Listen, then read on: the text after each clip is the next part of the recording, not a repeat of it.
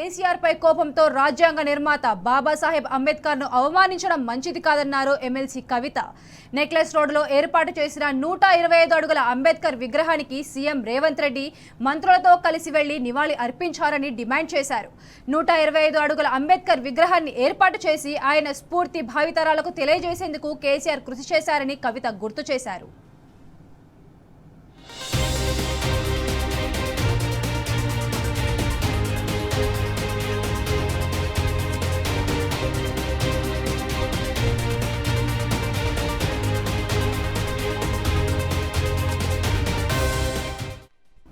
ప్రపంచ దేశాలు డాక్టర్ అంబేద్కర్ ను గౌరవిస్తున్నాయన్నారు కవిత.